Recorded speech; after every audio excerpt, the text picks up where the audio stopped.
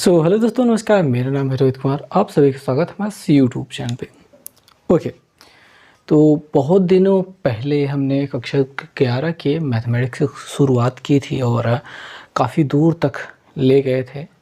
अरिहंत की जो किताब है उसमें प्रश्नावली 4.2 तक हम पहुंच गए थे।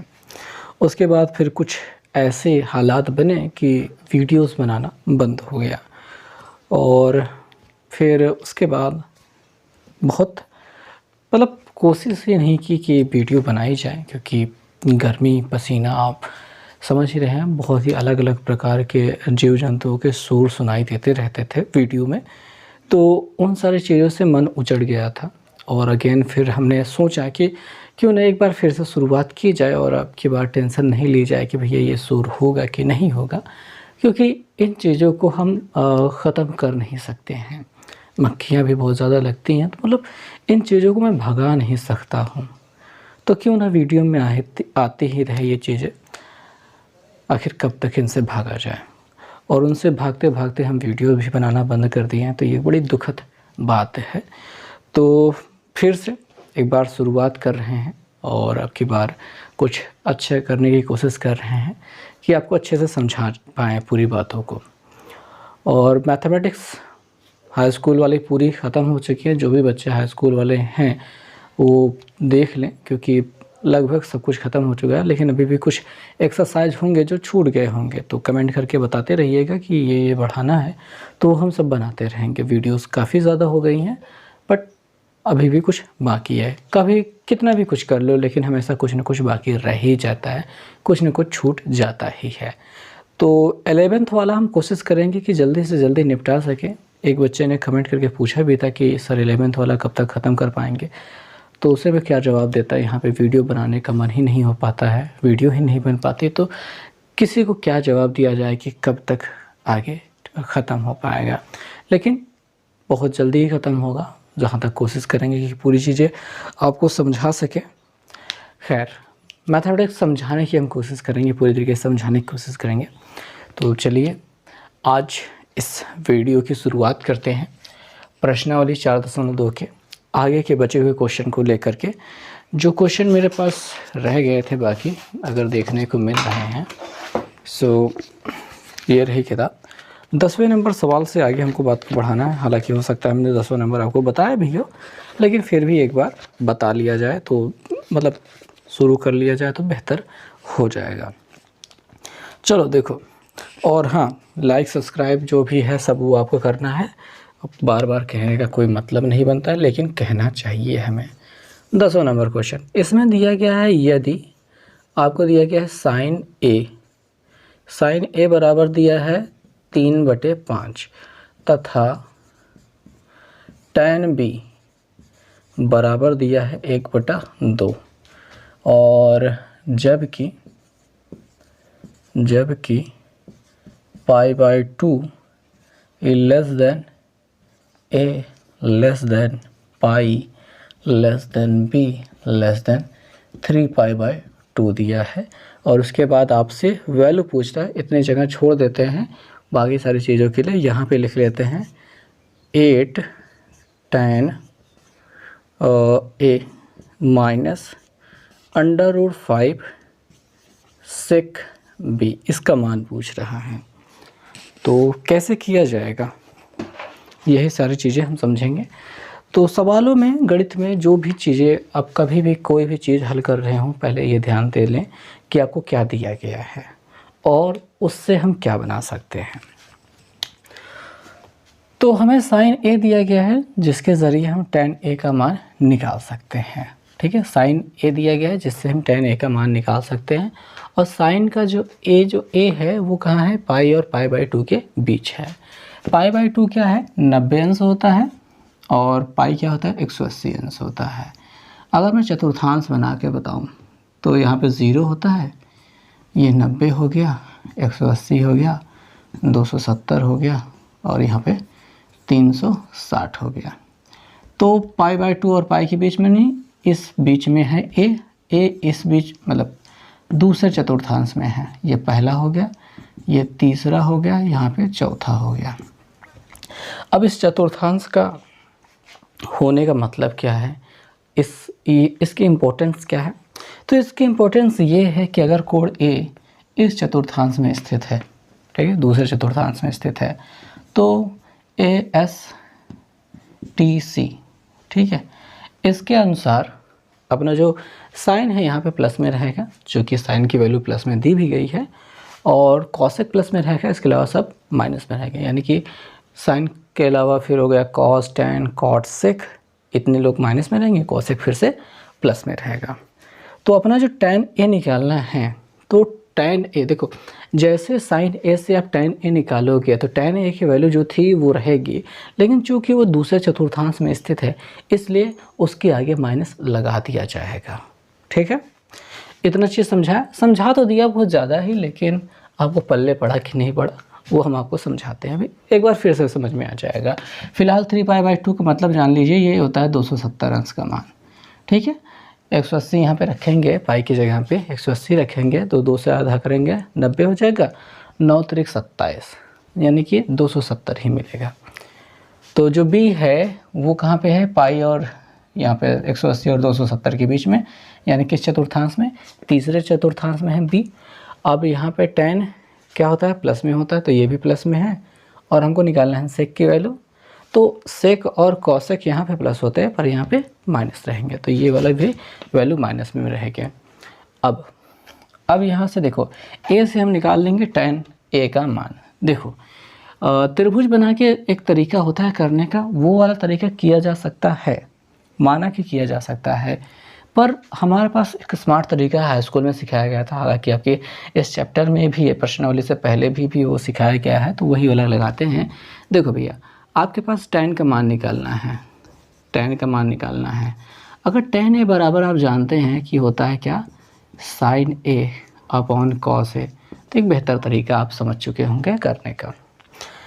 tan a बराबर क्या होता है, sin a upon cos a। Okay, एक चीज़ और, cos बराबर होता है, देखो भैया यहाँ पे sin a रखो, sin a को नहीं चेंज करना है, cos को हम चेंज करेंगे। cos बराबर होता है √1 माइनस साइन ए, साइन स्क्वायर ए। अब बोलोगे ये कैसे आया, तो भैया देखो, होता ये है कि साइन स्क्वायर ए प्लस कॉस स्क्वायर ए बराबर 1 होता है।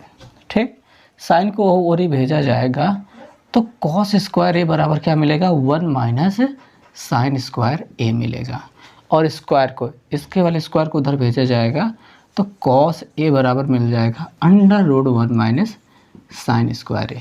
यही चीज़ को यहाँ पे लिखा गया है। समझ में आ गई बात?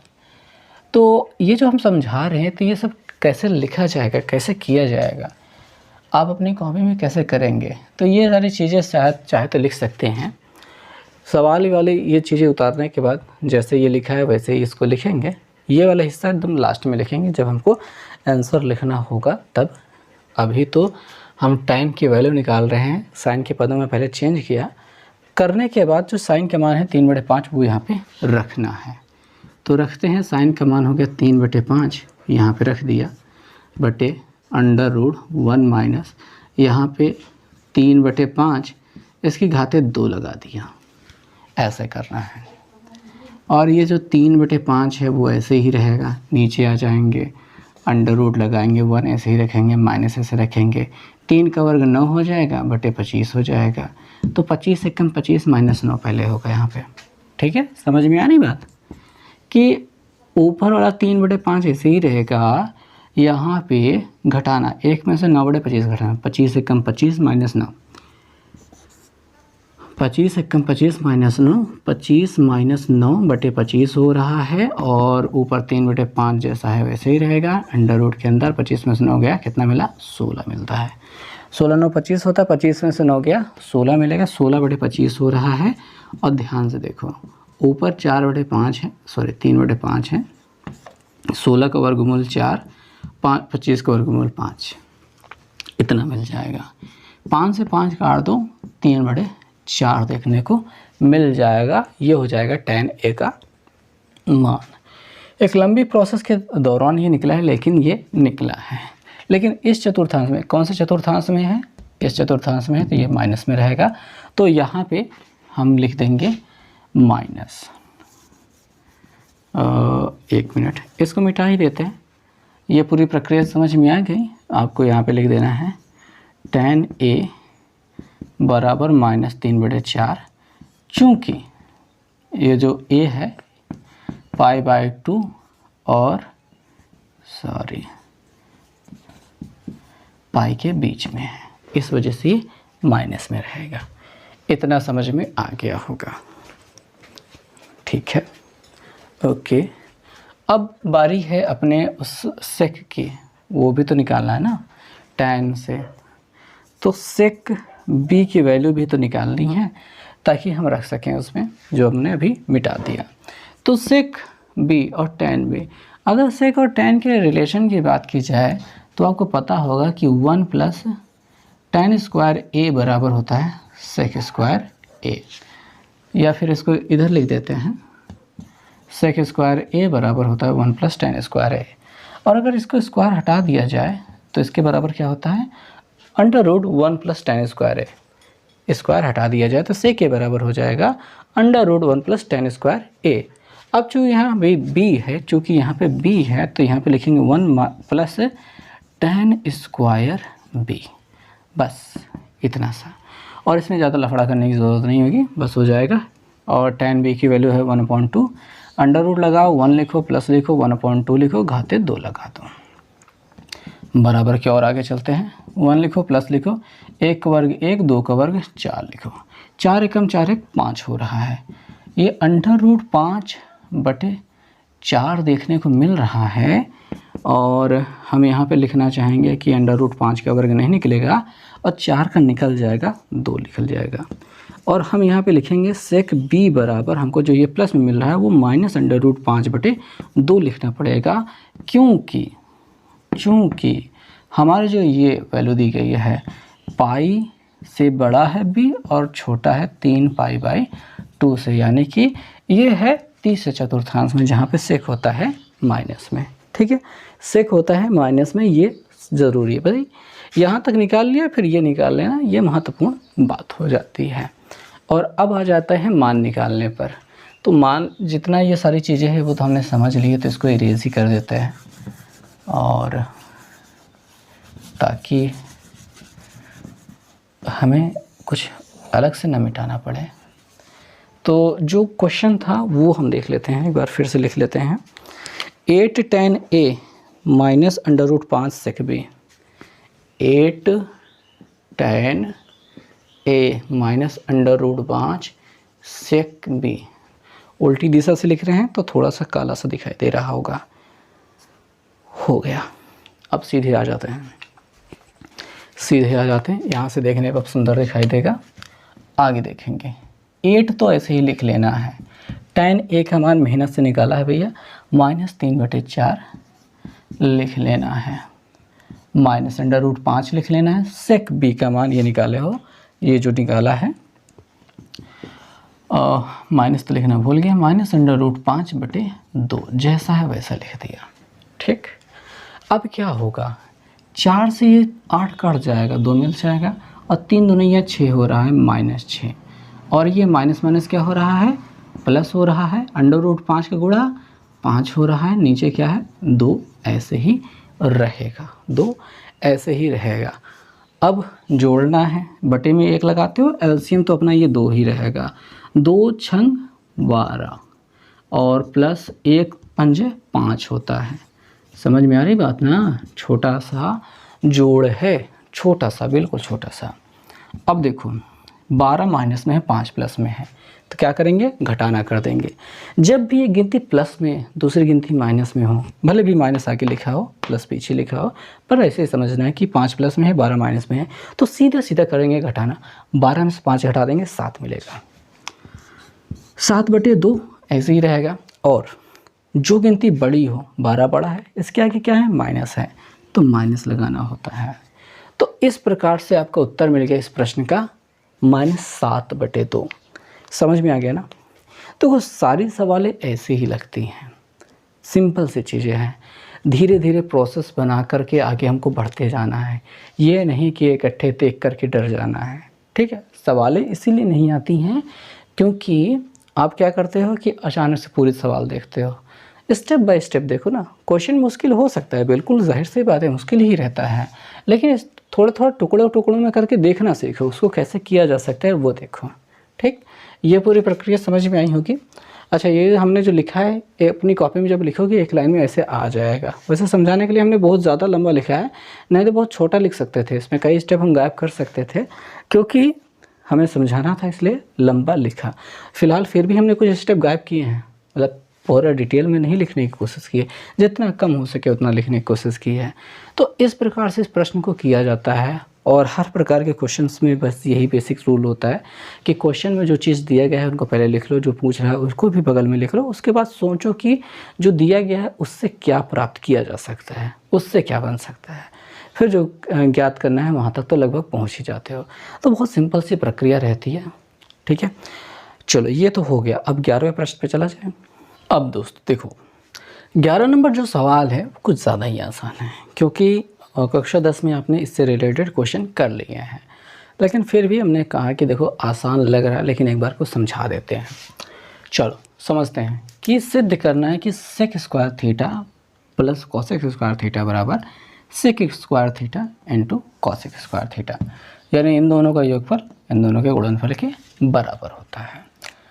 अब देखो क्या करना होगा, कैसे कैसे होगा ऐसे कि भैया देखो, ये जो अपना बायां पक्ष है वहाँ से शुरुआत करेंगे, बाएं पक्ष से, जहाँ पे लिखा है sec square theta plus cosec square theta.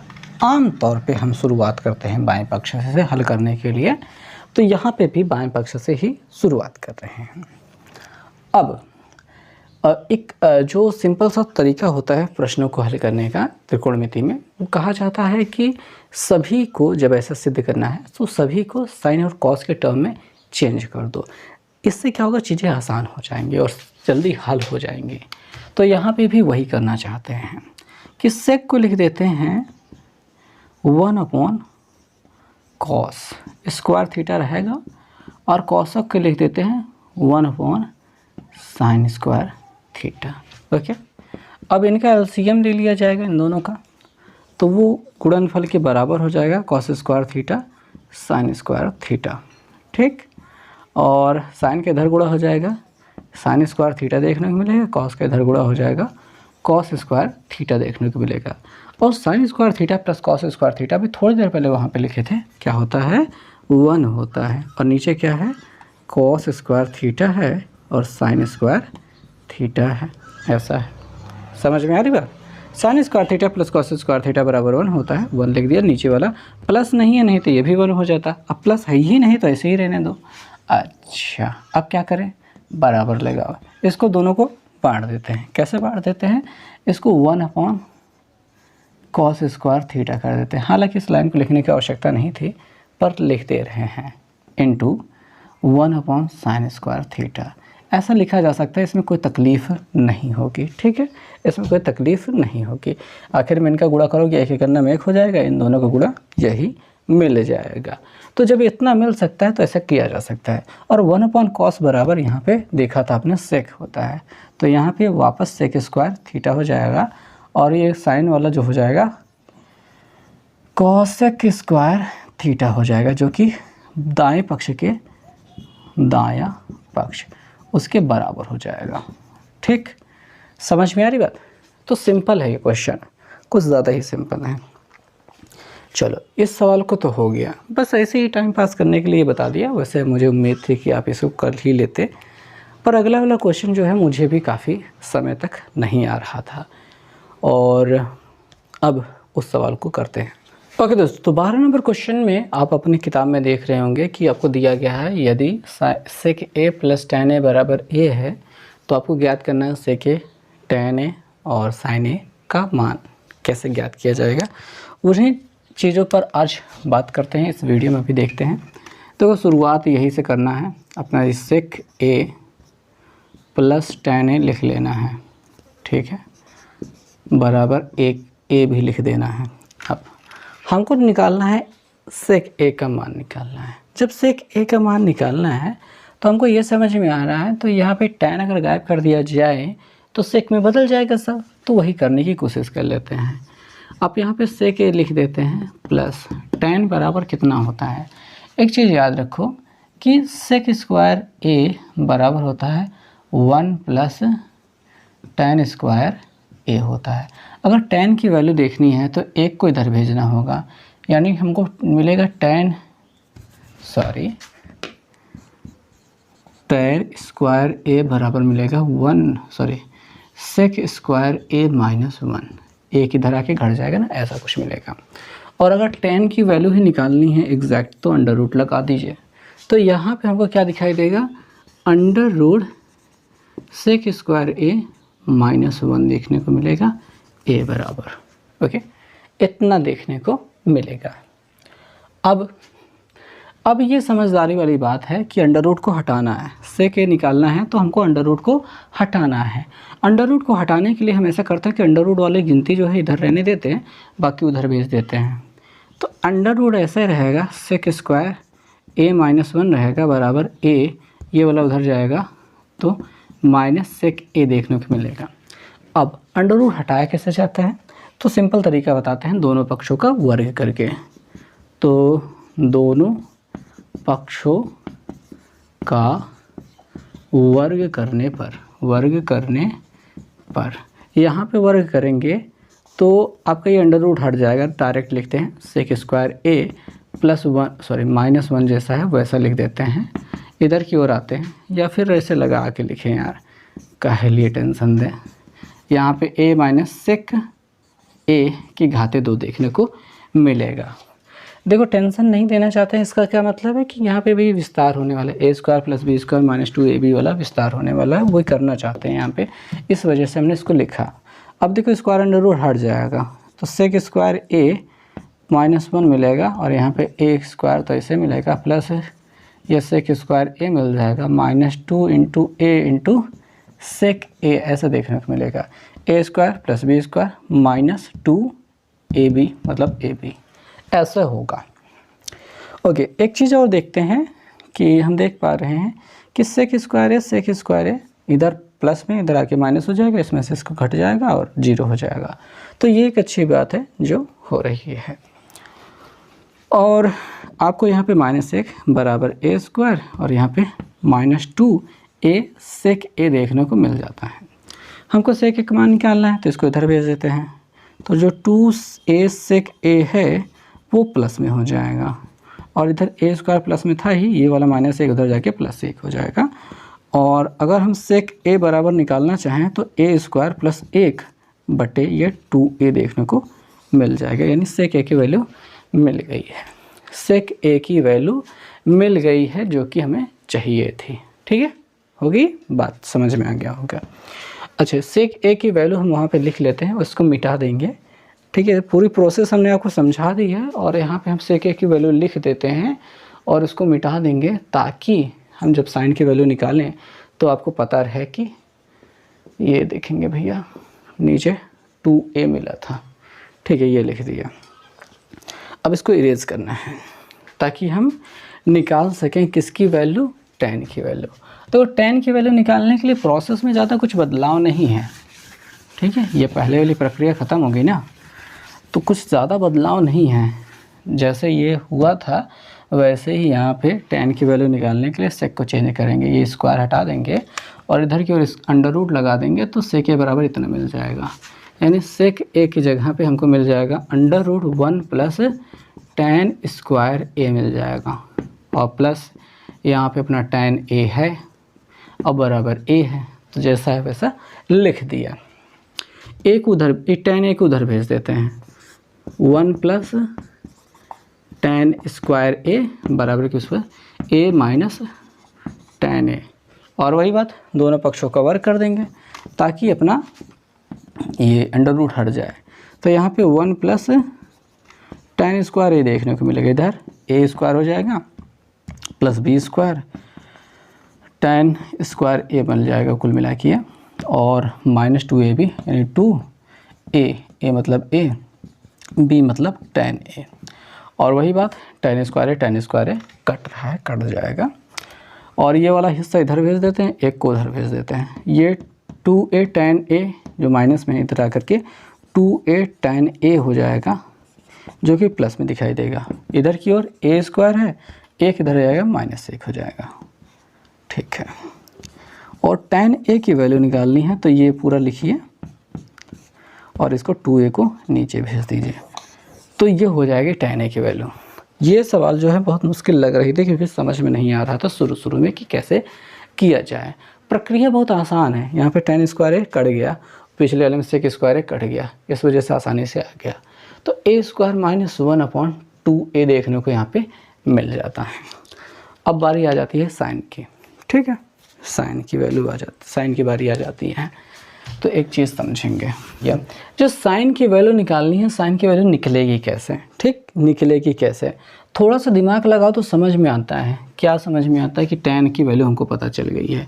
ये तो देखो tan a बराबर क्या होता है, sin a cos a होता है, और जो sec a दिया गया है उसके बराबर क्या होता है, 1/cos a होता है। ठीक है, अगर देखो इसमें भाग कर दिया जाए तो नीचे cos क्या है, कट जाएगा, sin/1 बच जाएगा, और क्या हो जाएगा उसके बराबर sin a हो जाएगा। यानी sin a की वैल्यू निकालनी है तो हमको tan/sec कर देना चाहिए। ठीक है, tan/sec कर देना चाहिए, ऐसे में आपका उत्तर मिल जाएगा।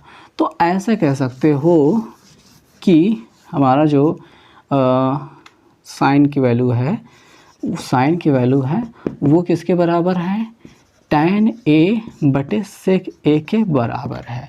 क्योंकि tan के बराबर होता है sin a/cos a, और sec बराबर होता है 1/cos a।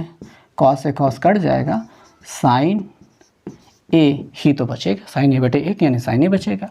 तो इस वजह से ऐसा कर रहे हैं। ठीक, तो इसमें ऐसा लिखते हैं, यहाँ पे इसको लिखते हैं, चूँकि tan a/sec के बराबर इतना फिर बराबर sin a, इसलिए sin a बराबर होता है tan a/sec a, ऐसा लिख लेते हैं। और tan a की वैल्यू जो है वो ये प्लस वाली माइनस वाली वो लिख लेते हैं, यानी a² - 1/2a था वो लिख लेते हैं, और sec a की वैल्यू ऊपर वाली थी यानी a² + 1/2a था। अगर 2a काट देते हैं तो हमको क्या आंसर मिल जाएगा, a² - 1/a² + 1 देखने को मिलेगा, जो कि sin a की वैल्यू हो जाएगी भाई। यानी इस प्रकार से इस सवाल को किया जा सकता है। सो दोस्तों, इस प्रकार से इस प्रश्न का उत्तर आप कर सकते हैं। और आज की इस वीडियो को यहीं पे बंद करते हैं। उम्मीद है समझ में आ गया होगा। मिलेंगे नेक्स्ट वीडियो में, तब तक के लिए बाय। और चैनल को सब्सक्राइब करें, वीडियो को लाइक करें, ज़्यादा से ज़्यादा शेयर करें, ताकि हम भी थोड़े से 10,000 सब्सक्राइबर तक पहुँच जाएँ। Thank you very much, bye.